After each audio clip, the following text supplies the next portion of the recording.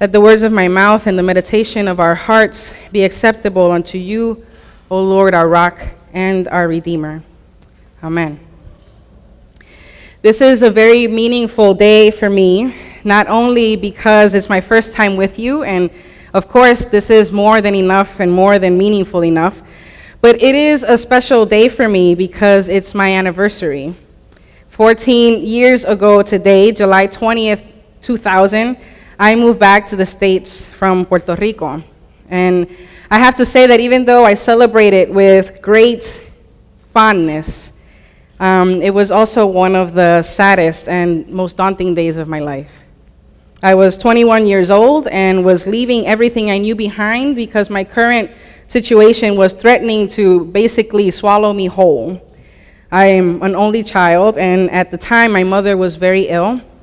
She had been in and out of the hospital for 3 years, more in than out of the hospital, and as a coping mechanism, I chose to lose myself in my part-time job, in church responsibilities, taking care of the house, going to the hospital, all the while attempting to keep up with a full course load in college.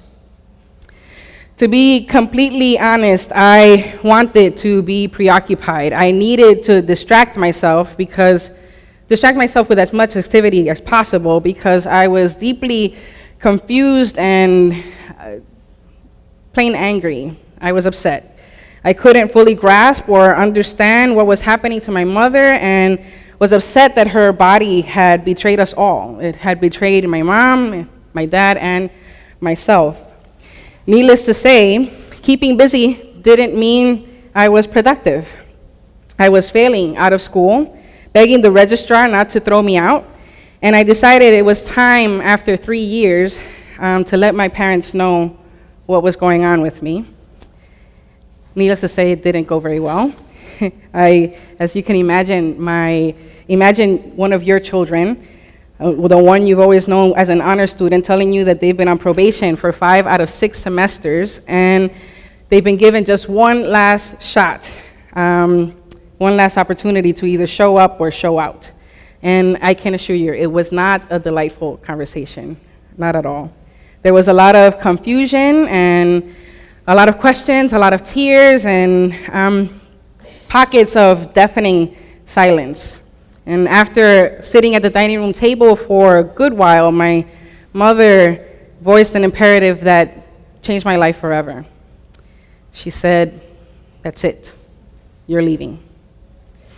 And I don't exactly know where she mustered the bravery. It was a very difficult day. But that day, she made arrangements, and 2 weeks later, 14 years ago today, I was at the airport, quite literally sobbing and feeling alone and scared and emotionally drained and exhausted. I didn't know at the time that that was the beginning of my sacred journey. I had no idea. So it was refreshing to find that today's assigned readings included Jacob's story, and the one text that I held so near and so dear to me years ago, and I still regard as my favorite text today. But first, Jacob's story. Jacob, the schemer, the usurper, we know that this is what his name means because that's his Hebrew name. Jacob has concocted a plan with his mother to disguise himself as his brother Esau, so that his now blind father Isaac, upon engaging him, can be tricked into giving him a blessing that will ultimately rob Esau of his birthright.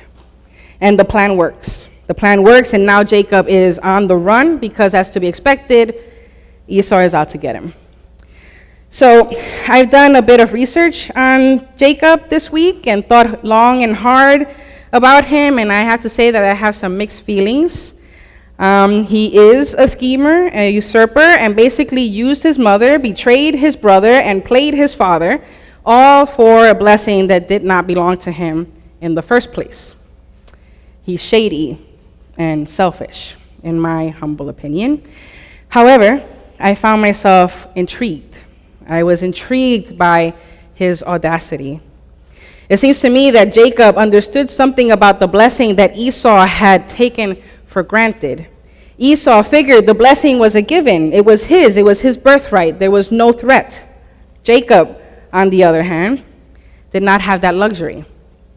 But he did indeed recognize the value of the blessing, understood its immeasurable worth, and did what was necessary to obtain it. So, a little more about me. When I need to get away from my brain, I tend to watch TV shows and law shows specifically. And this week I heard a line that brought me back to my brain and kind of helped me realize what Jacob had done. The junior partner in this show is questioning what he's expected to do about a particular case. And he asked the senior partner, "Do you want me to break the law?" And the senior partner tells him, "I don't want you to break the law.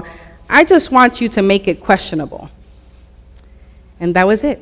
That's what Jacob does. He makes the law questionable, goes around it, and schemes his way through so that he can ultimately claim the blessing as his own. However, the plot comes with some consequences.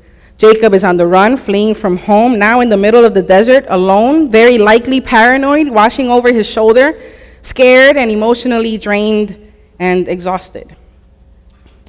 And we may not agree with Jacob's tactics, but we know where he's found himself all too well. Jacob's story is not unique. My story is not unique either. As individuals, families, and communities, and even as a church, we've experienced events and seasons where we are unsure from where our next breath will come. We have gone through the desert and have had to lay our heads on hard, rough, and uncomfortable questions. Why do I feel lost and afraid? Why has my body betrayed me and the people I love? Why am I in a community? Why are so many in our community and in our world still hungry, at war, and struggling to survive? Why is the church at large declining when creation is yearning to be fed and we have a feast to share?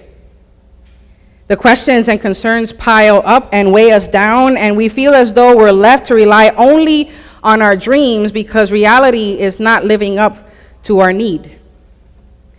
In Jacob's dream, he sees a stairway from the ground on which he lay to the heavens. And on the stairway are angels ascending and descending, and he hears God speak, "I am with you and will watch over you wherever you go. I will not leave you until I have done what I have promised you." Jacob wakes up and interprets this dream quite simply, in my opinion. He says, "Surely the Lord is in this place, and I was not aware of it." There, in the desert, in the middle of his desert, in the middle of his loneliness, his fear, and his exhaustion, God was there. So now to my favorite text. The day I left Puerto Rico, I remember sitting at the gate behind the pillar facing the window, closing my eyes and praying to God that God would help me and my family through this insane and sudden move. And as I prayed, Romans 8:18 came to mind. I consider the sufferings of the present time. I consider that the sufferings of this present time are not worthy of comparing with the glory about to be revealed to us. I know it in Spanish. I have to read it here. We didn't read it, but it's a verse in the second reading assigned for today. So when I realized this, when I read all the text and I realized that Romans 8:18 was in the middle of this text on this particular day, on my anniversary, I said, this is pretty special. Surely the Lord is in this place and time, and I am aware of it. Good Shepherd Jacob was savvy. Let's be frank, he messed up, and God rectifies Jacob's unjust acts by announcing that all the families of the earth shall be blessed in him and in his offspring.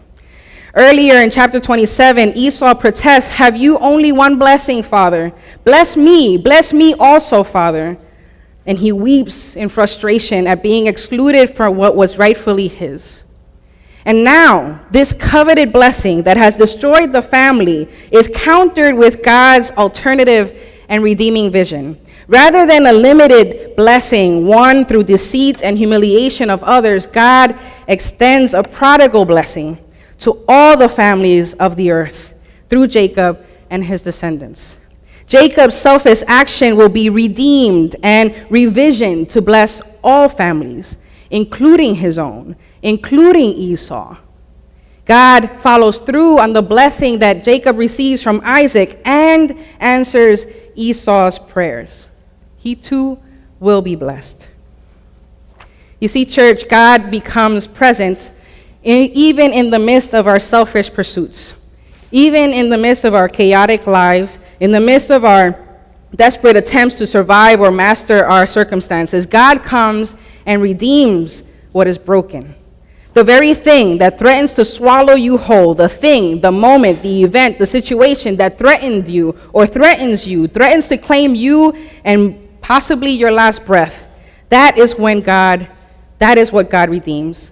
That is when God speaks, where God is and creates an alternative, where God says, you thought this would be the end of you, but your end is in me. You thought you were alone in this, but I am always with you. You felt abandoned and lost, but I have never left you or forsaken you. I love you. You are mine. You are my beloved. Even when your actions are a bit shady, or when you've been betrayed, or when you've been hit hard and are bracing yourself for what might be coming next, God says, I am with you and will watch over you wherever you go. I will not leave you until I have done what I have promised you. And just so you know, the sufferings of the present time, what you're feeling at the moment, what the situation is, those sufferings of the present time are not worth comparing with the glory about to be revealed to you and in you. Good Shepherd, God is faithful, and God's promises will not fail you. Jacob's descendants were as widespread as the dust that covers the ground in every direction, despite of and maybe even because of his audacity, but we can leave that question for another time. God's promise to Jacob was fulfilled, and I stand here before you today able to testify of God's grace, of God's mercy, and God's infinite love. 14 years ago, I would have never imagined that I would be close to completing my 3rd degree, but that's not the most exciting part of my story. I would have never, ever imagined that in my desert, I would hear the gospel of Jesus Christ anew, in a way that liberated me, in a way that helped me to come and be in this place, standing before you, celebrating this anniversary as an ordained minister of word and sacrament, standing before you as a pastor. Never in my life. Surely the Lord was in my desert, and I did not know it. Surely the Lord redeems your desert, your story, our story, and gives us abundant reasons to testify. Thanks be to God. Amen.